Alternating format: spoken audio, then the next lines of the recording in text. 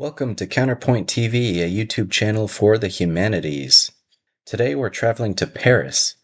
It's the 90s, the 1690s. The narrative hasn't changed in some ways. Due to climate change, in 3 years France will experience an exceptional cold period, leading to crop failure, malnutrition, and famine, in which it is estimated that 10% of the population died. The lucky ones survived by scrounging for grass and acorns. Additionally, France was engaged in the 9 Years' War, in which it fought against multiple European powers due to aggressive territorial expansion. It seems the French have always taken a particular stance on foreign policy, the kind that naturally culminated in the life and times of Napoleon Bonaparte. But what story would be complete without mention of economic woes? The peasantry was squeezed even harder over heavy taxation to fund the war and civic projects such as the Palace of Versailles. Despite hardships, Europe is making great progressive strides as it transitions from the Baroque age to the Enlightenment age, and eventually the birth of modernity as we experience it today.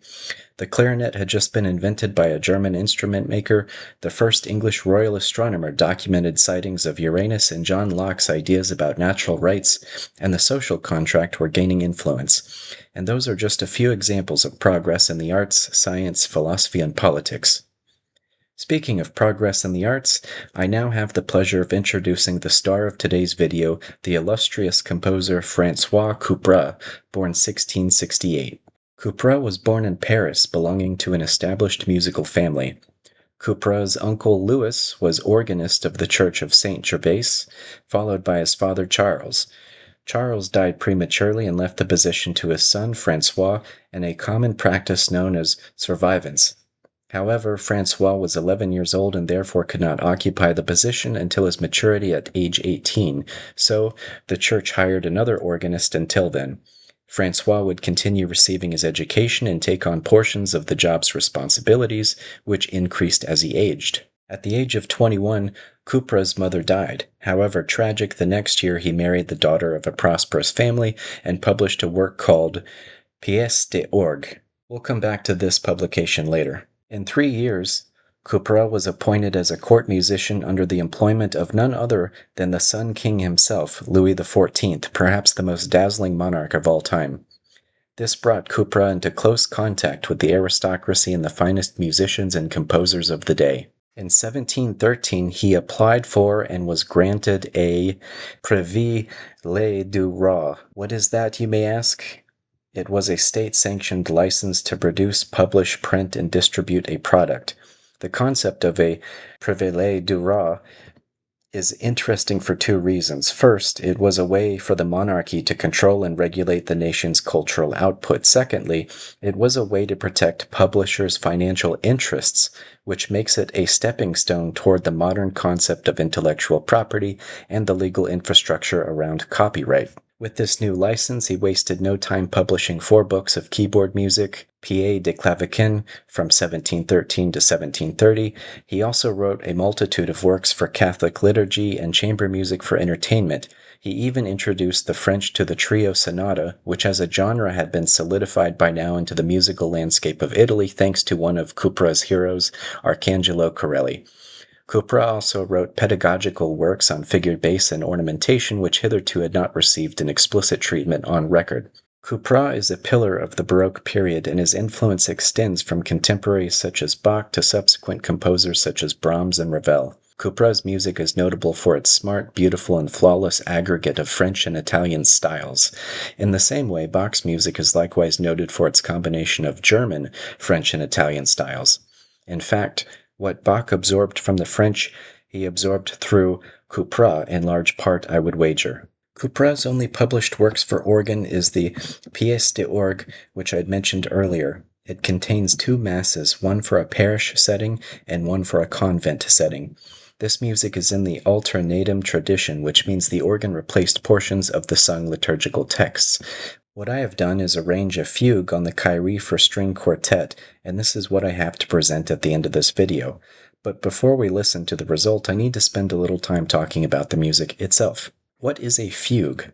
I'll try to keep this brief and simple, both for the viewer's sanity as well as my own. A fugue is a compositional technique which is grounded by a theme, known as a subject, as it passes through multiple independent voices and keys.